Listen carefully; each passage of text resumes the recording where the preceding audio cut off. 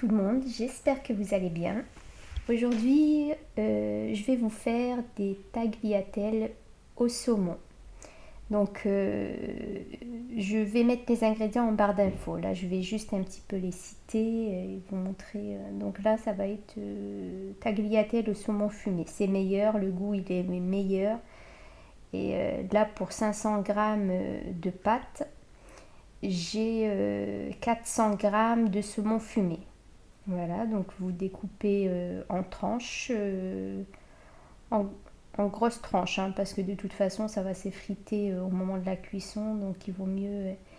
Là j'ai enlevé un petit peu les parties un peu disgracieuses.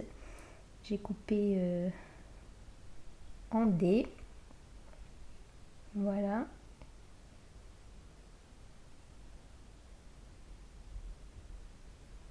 De toute façon, j'ai même pas besoin de parler. Vous voyez par vous-même, mais c'est une recette très très simple à réaliser et qui va ravir aussi bien les petits que les grands. Donc là, une petite briquette de crème liquide 20 centilitres. J'ai choisi une crème allégée et je n'ai pas mis de matière grasse. Donc il n'y a pas, j'ai pas rajouté de beurre ni d'huile parce que déjà de toute façon la crème liquide, même si elle est allégée, il y a de la matière grasse. Là j'ai mis un peu de poivre et j'ai laissé un petit peu réduire, mais pas beaucoup, juste le fait que ça monte. Voilà, et après on met tout de suite. Voilà, donc là ça monte bien. Voilà.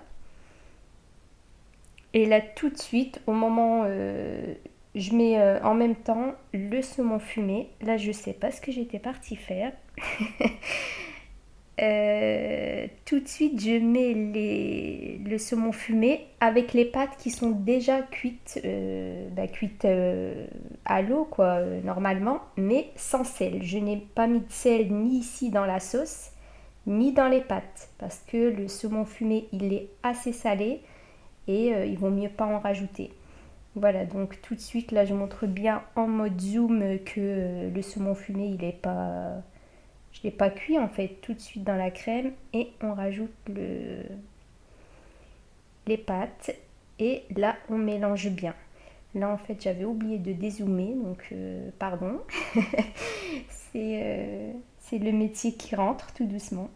Voilà, donc on mélange bien dans le faitout pour que la crème et le saumon se mélangent bien avec les pâtes. Une fois que c'est fait, en fait, je rajoute un peu de fromage râpé.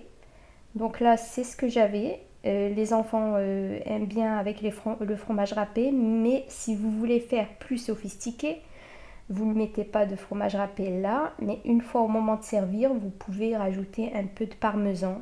Et après, chacun sa façon de faire en fonction des goûts. Vous pouvez même rajouter un petit peu d'aneth ou de citron. Ça, c'est en fonction des goûts de chacun. Et je vous dis, c'est très facile à faire. Pendant les vacances, on n'a pas très envie de rester une heure en cuisine à mijoter des plats par cette chaleur et même on n'a pas envie. Et là franchement, c'est comme vous allez servir les enfants, ils vont vous remercier comme si vous étiez resté 2 heures à leur préparer ce repas alors que ça prend plus de temps pour cuire les pâtes que pour faire le reste. Voilà, bon appétit et puis à très bientôt. Ah ben non, ça ne veut pas partir. J'ai envie de vous faire criser. Je zoome bien, donc regardez bien. Voilà. Et merci aux nouveaux et nouvelles abonnés. Franchement, merci beaucoup.